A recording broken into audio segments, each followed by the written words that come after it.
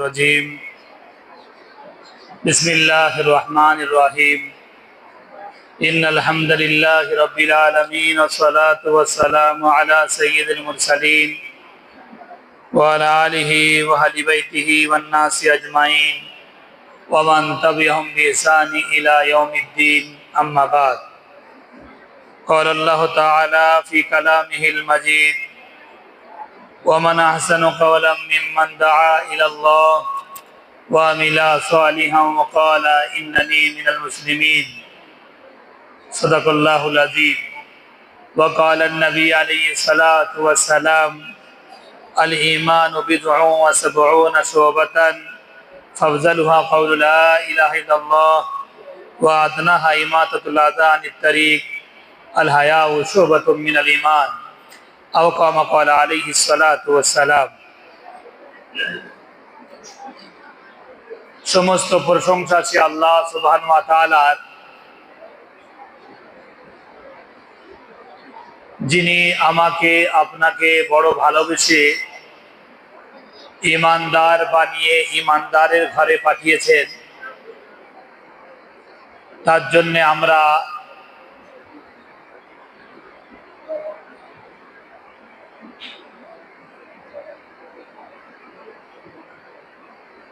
আমরা বা আমাদের পিতামাতা বে আমাদের আত্মীয় স্বজন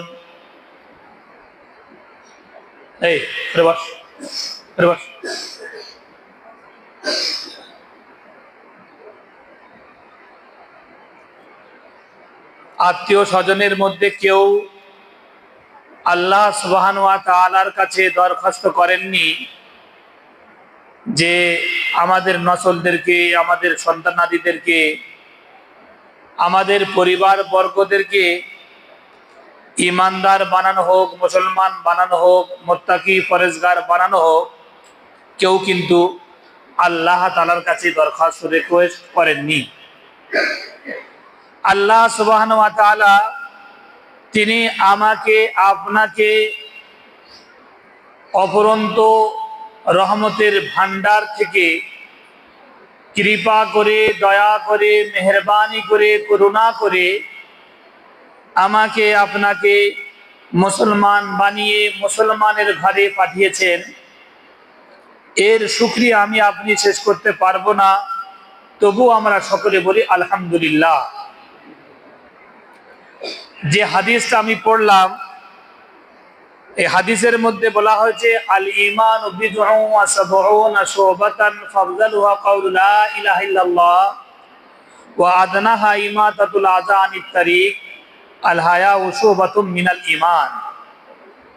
মুহাম্মদুর রাসূলুল্লাহ সাল্লাল্লাহু আলাইহি ওয়াসাল্লাম সোনার জবানে তিনি বলছেন, সাহাবায়ে কেরামরা সেই হাদিসটাকে বর্ণনা করে বলছেন, ঈমান আল্লাহ তাআলার প্রতি বিশ্বাস। সাতটা জিনিসের উপর যদি ঈমান না নিয়ে আসা হয় তাহলে সে মানুষটা ঈমানদার হবে না।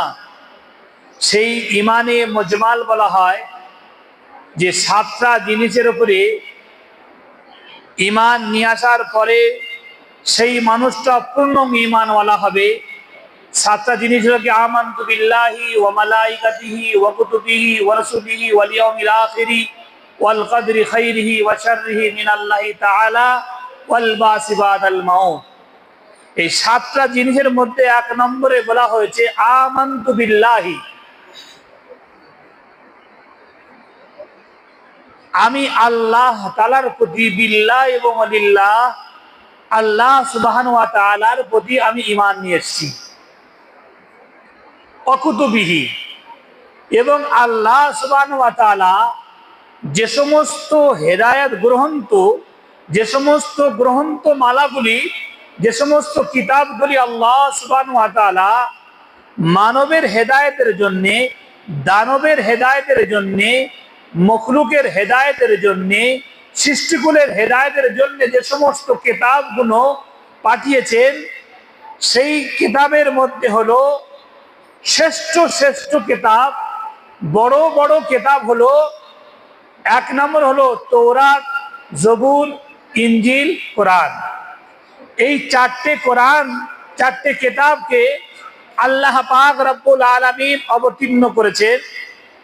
এর বাইরে অনেক সহিফা আছে, সহিফা বিভিন্ন নবীর উপরে আল্লাহ তাআলা অবতীর্ণ করেছিলেন।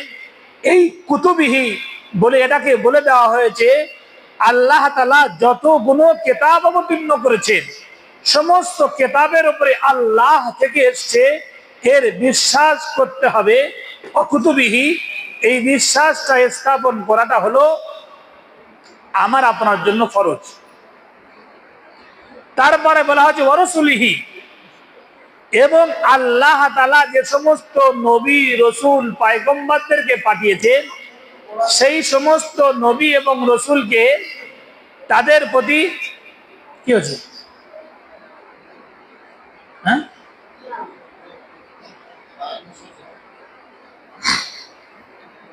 সেই সমস্ত কিতাবের প্রতি, আর তারপরে বলা হচ্ছে মালাইকাতিহি, আল্লাহ তাআলা যে সমস্ত মালাইকা আছে, আল্লাহ তাআলার অগণিত অসংখ্য মালাইকা ফেরেশতা আল্লাহ তাআলা বানিয়েছেন আমার আপনার খেদমতের জন্য। সেই ফেরেশতাদের মধ্যে হলো শ্রেষ্ঠ চারজন, বিখ্যাত বিখ্যাত চারজন ফেরেশতা। সেই চারজন ফেরেশতাদের বিভিন্ন বিভিন্ন কাজ আল্লাহ তাআলা দিয়েছেন। হযরতে আজরাইল আলাইহিস সালাতু ওয়াস সালামকে তিনি এই জিম্মাদারি দিয়েছেন যে পৃথিবীর বুকে যত মখলুক এসছেন আর আসবেন আর এখন আছে, সকল মখলুকে উনকি থেকে নিয়ে আর বড় থেকে বড় মখলুকের জান কবজ করার জন্য, জান নেবার জন্য তানাকে আল্লাহ পাক রব্বুল আলামিন তিনি নির্ধারণ করেছেন, নির্দিষ্ট করেছেন। তারপরে বলা হয়েছে যে হযরতে মিকাইল আলাইহিস সালাতু ওয়াস সালাম, হযরতে মিকাইল আলাইহিস সালাতু ওয়াস সালামের জিম্মাদারি এবং দায়িত্ব আল্লাহ তাআলা দিয়েছেন যে সকল মখলুকে পৃথিবীর বুকে ভারসাম্যটাকে বজায় রাখার জন্য, বৃষ্টি থেকে নিয়ে রোজি থেকে নিয়ে আর সমস্ত রকমের যত রকমের সমস্যা আছে সমস্যা সমাধান করার জন্য আল্লাহ হযরতে মিকাইল আলাইহিস সালাতু ওয়াস সালামকে আল্লাহ তাআলা বানিয়েছেন। আর একজন আছে ফেরেশতা, সে ফেরেশতা যখন থেকে আল্লাহ পাক রব্বুল আলামিন দুনিয়া শুরু করেছেন, ফেরেশতা মণ্ডলীদেরকে বানাবার কাজ শুরু করেছেন, সেখান থেকে নিয়ে আজ পর্যন্ত, আজ থেকে নিয়ে কিয়ামত পর্যন্ত কত হাজার হাজার কোটি কোটি বছর অতিবাহিত হয়ে গিয়েছে। সে ফেরেশতা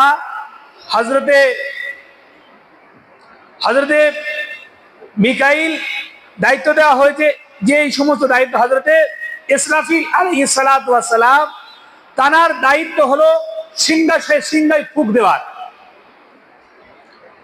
তিনি সিংহা ধরে বসে আছেন 24টা ঘন্টা, লাইলা ওয়া নাহার, রাত এবং দিন। তার খানা নেই, নিদ্রা নেই, পানাহার নেই, বিবি নেই, বাচ্চা নেই, ঘুম নেই, কিছুই নেই। 24টা ঘন্টা সর্বমুহূর্তের জন্য তিনি এরকম ভাবে বসে আছেন, আল্লাহর হুকুমের অপেক্ষায় বসে আছেন। আল্লাহ কিভাবে কখন হুকুম করবে, হুকুমের অপেক্ষায় বসে আছেন। আর একজন ফেরেশতা হলো হযরতে জিবরিল আলাইহিস সালাতু ওয়াস সালাম। তার দায়িত্ব ছিল আল্লাহ তাআলার তরফ থেকে পায়গাম নিয়ে, আহকাম নিয়ে, হুকুম নিয়ে নবীদের দ্বারে গিয়ে, নবীদের কাছে গিয়ে পৌঁছাবার দায়িত্ব এবং জিম্মাদারি ছিল। হযরতে জিবরিল আমিন আলাইহিস সালাতু ওয়াস সালাম লাস্ট যখন দুনিয়াতে এসেছিলেন, রাসূল করিম সাল্লাল্লাহু আলাইহি ওয়াসাল্লামের যখন মৃত্যুর মানে শয্যায় তিনি শায়িত ছিলেন, তিনি উঠে আর জিবরিল আমিন এসেছেন, জিবরিল আমিন আজরাইল এসেছেন। আল্লাহ তাআলা পৃথিবীর শুরু থেকে নিয়ে মুহাম্মদুর রাসূলুল্লাহ পর্যন্ত, আর মুহাম্মদুর রাসূলুল্লাহ থেকে নিয়ে কিয়ামত পর্যন্ত কোন বান্দার জন্য, কোন মখলুকের জন্য সালাম নিয়ে আসেননি, পারমিশন নিয়ে আসেননি, অনুমতি নিয়ে আসেননি। আল্লাহ পাক রব্বুল আলামিন আদমকে, শীষকে, সুলাইমানকে, সালেহকে আলাইহিস সালাতু ওয়াত তাসলিম এদের জন্য কোনদিন অনুমতি নিতে হয়নি। আল্লাহ পাক আমার আপনার নবীকে সম্মান দিয়েছেন, ইজ্জত দিয়েছেন, সম্মানের মাকামে বসিয়েছেন, আর বলে দিয়েছেন আমার হাবিবের কাছে গিয়ে আপনি অনুমতি নেবেন। হাবিবকে বলবেন আমি হলাম আজরাইল, আমি এসছি আপনাকে সম্মানের সাথে, ইজ্জতের সাথে, ভালোবেসে, মহব্বত করে আপনাকে এরকম কোলে তুলে নিয়ে আরশ মহল্লায় নিয়ে যাব, আল্লাহর কাছে নিয়ে যাব। আল্লাহ আপনার সাথে সাক্ষাৎ করতে চাইছে, এইটাকে বলতে এসছে। আল্লাহ তাআলা বলে দিয়েছেন হে আজরাইল আমার হাবিবকে, আমার বন্ধুকে, আমার দোস্তকে পারমিশন নেবে, প্রথমে সালাম জানাবে, আসসালামু আলাইকা ইয়া রাসূলুল্লাহ বলবে। বলার পরে যখন অনুমতি, সালামের যখন উত্তর আসবে, তোমাকে যখন পারমিশন দেবে, তখন ভিতরে যাবে আর বলবে আল্লাহ এই পায়গাম দিয়েছে, এই পায়গাম নিয়ে এসেছি, আপনি বললে আপনার জান নিয়ে নেবো, আপনি না বললে আপনাকে কিয়ামত পর্যন্ত আল্লাহ আপনার জান দিয়ে দেবে, হায়াত দিয়ে দেবে। যখন ওই কথা বললেন, বলার সাথে সাথে মুহাম্মদ রাসূলুল্লাহ সাল্লাল্লাহু আলাইহি ওয়াসাল্লাম বললেন ভাই আজরাইল, ভাই জিবরিলকে ডেকে দেন। জিবরিল যখন ডেকে জিবরিল আসছেন আর এই আয়াত পড়তে পড়তে আসছে, তিনি জিবরিল ভেবেছেন মুহাম্মদ রাসূলুল্লাহ মৃত্যুর ভয়েতে আল্লাহর কাছে যেতে চাইছে না, মহব্বতে ভালোবাসা হয়তো কমিয়েছে গিয়েছে, যেটা হয়তো চাইছে না, ওই জন্য করে উনি পড়ছেন ইন্নাকা মাইয়িতুন ওয়া ইন্নাহুম মাইয়িতুন। এই আয়াত পড়তে পড়তে আসছে আর বলছেন ইয়া রাসূল হাবিবাল্লাহ আপনার মৃত্যু হবে। ইতিপূর্বে যে নবী, রাসূল, গাউস, কুতুব, ওলি, আউলিয়া, আবদাল যত এসেছে সকল মখলুকের মৃত্যুবরণ হয়েছে, সকলে চলে গিয়েছে, আপনিও চলে যাবেন।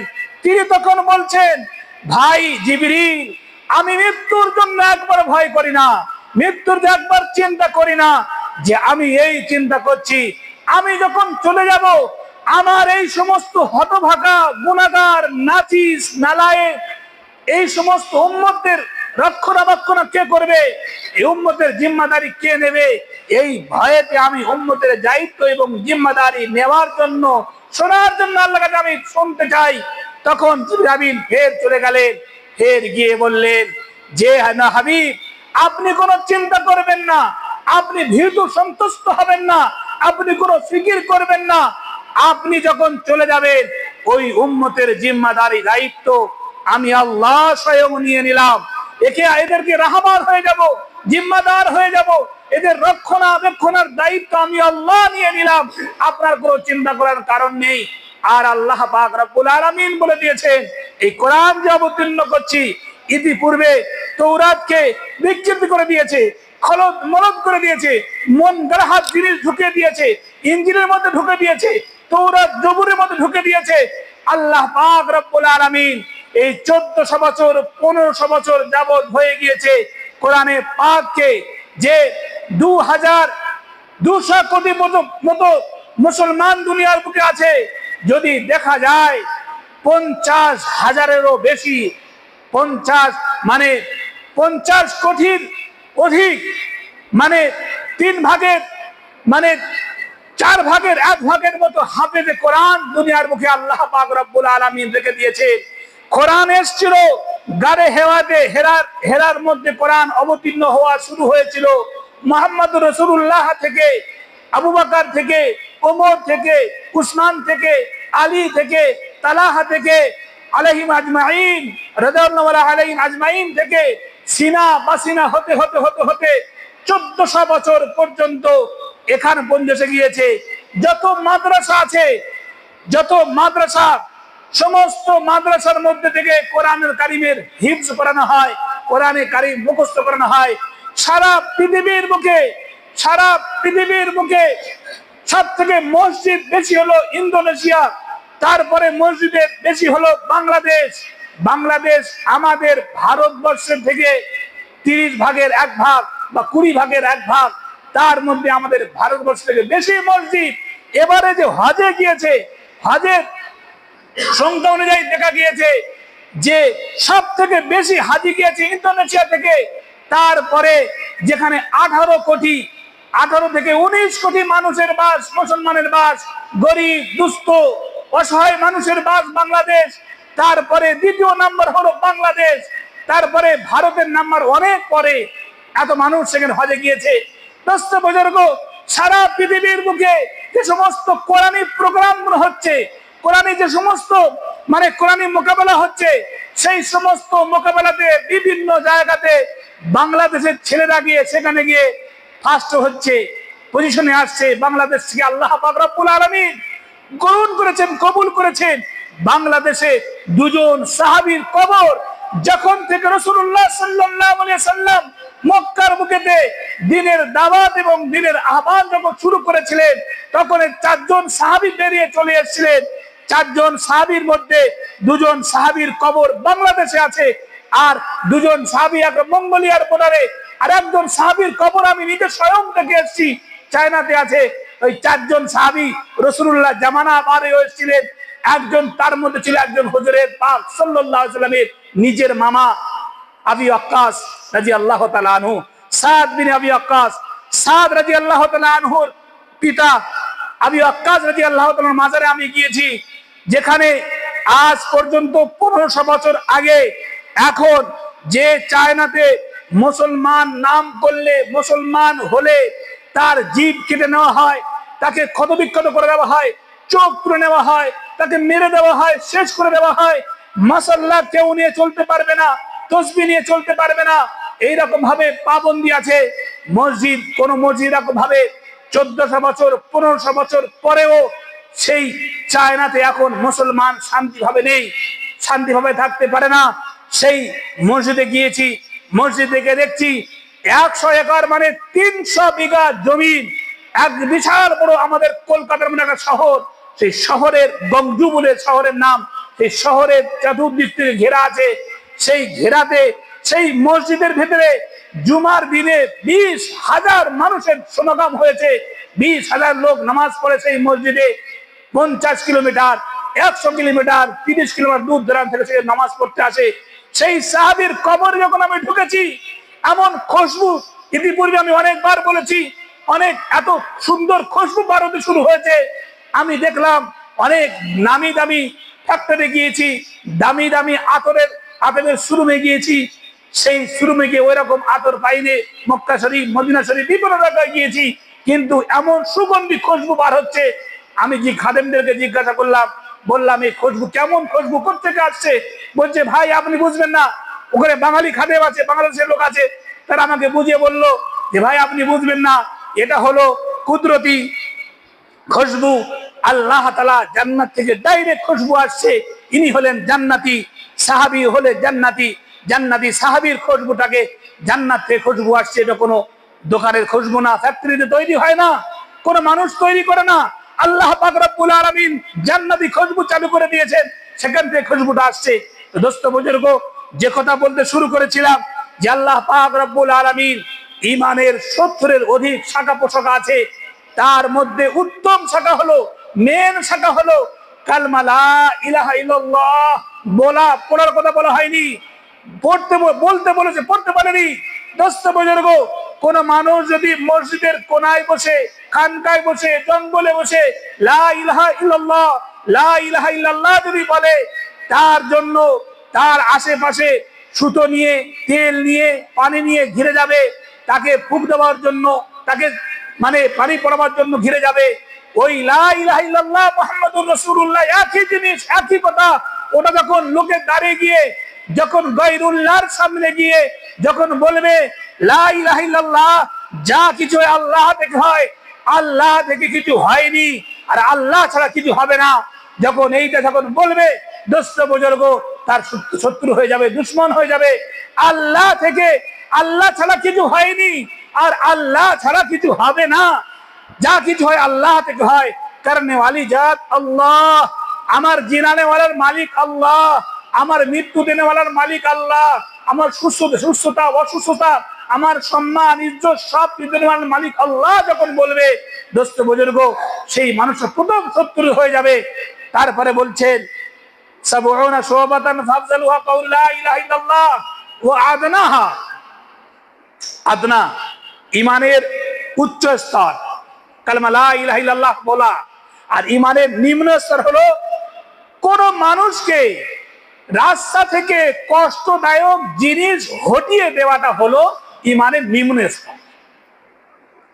রাস্তা থেকে মানে কোনো জায়গা থেকে কোথা হোক, কাজ হোক, হাতের দ্বারায়, পায়ের দ্বারায়, কোথার দ্বারা যদি কোনো কষ্ট না পাক, এটা হলো ইমানের নিম্ন স্তর। যদি মানুষকে মারা, মানুষকে কষ্ট দেওয়া, রাস্তায় কাঁটা পিছিয়ে দেওয়া, রাস্তা বন্ধ করে দেবে, এটা কি ইমানের কোন অঙ্গ হবে আপনারা বলুন?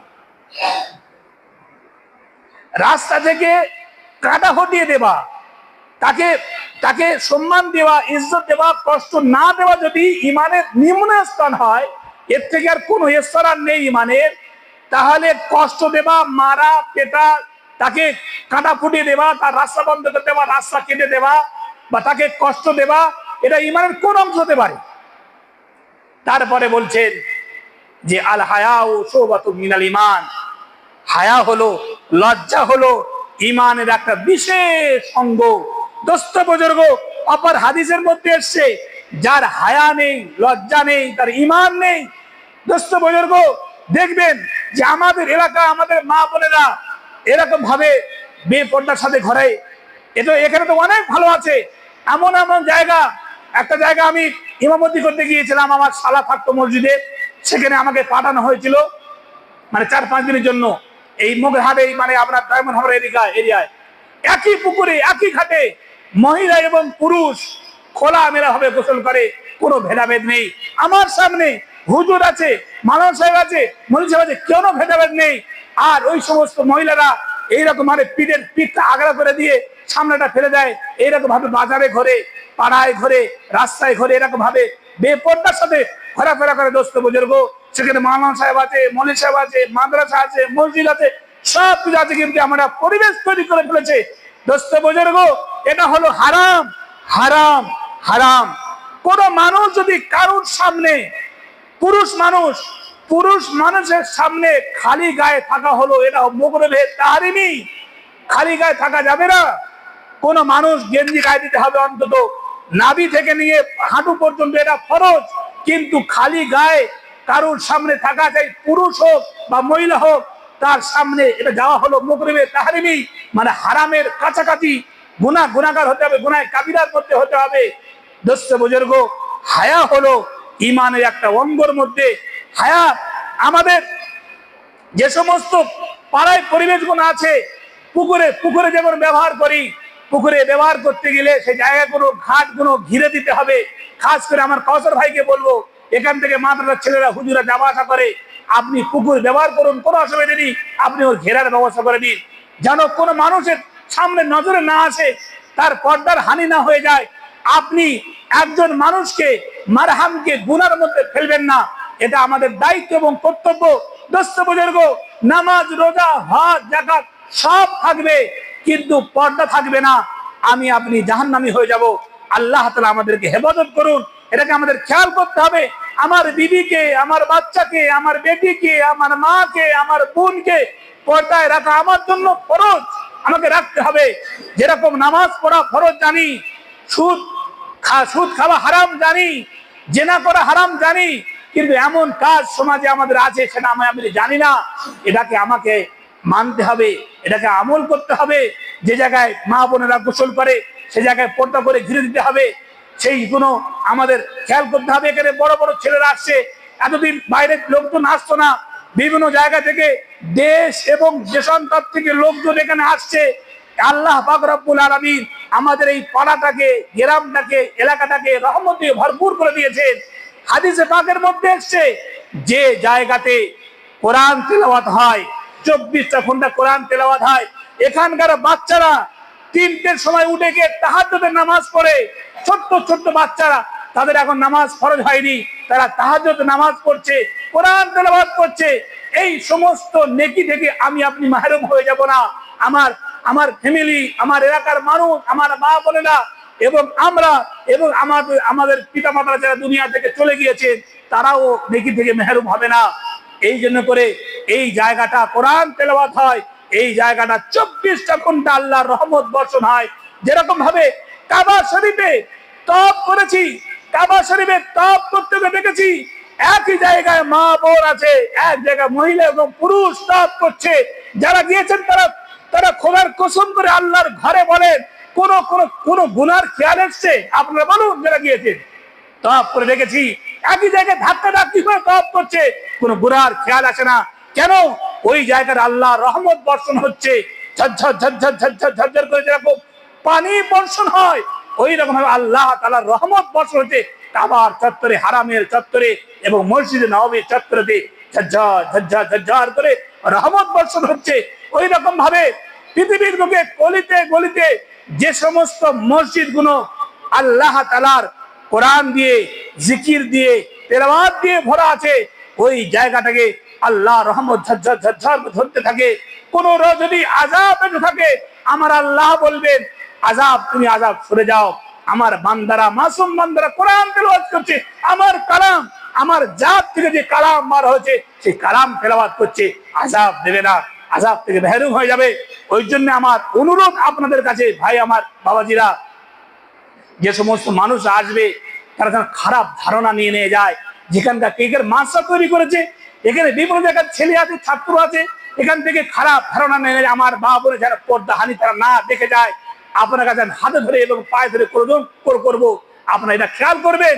আমার মা বোন যেন কোনো বেপরোয়া না ঘরে, আমরা সকলে যদি খেয়াল করি, তাহলে বাইরে যে সমস্ত মেহমান আসবে, যে মেহমান ঈদের সময় এসেছিল, আমি বলেছিলাম ঈদের আগের দিনে, তাদের মেয়েদের দেখা তো দূরের কথা, তাদের মানে পশমও দেখা যায় না, আওয়াজও পাওয়া যায় না। ঘরের ভেতরে তারা ডাক বদলের কথা ঘরের ভেতরে আওয়াজ দিয়ে, চুরির আওয়াজ সবগুলো পর্দা হারাম করে দিয়েছেন। এগুলো আমরা সবাই খেয়াল করবো। ইনশাআল্লাহ তাআলা একবারে পরিবর্তন আসবে না, আস্তে আস্তে আস্তে আস্তে পরিবর্তন আসবে। আল্লাহ তাআলা আমাকে আপনাকে বলা এবং শোনার থেকে আমল করার তৌফিক দান করুন।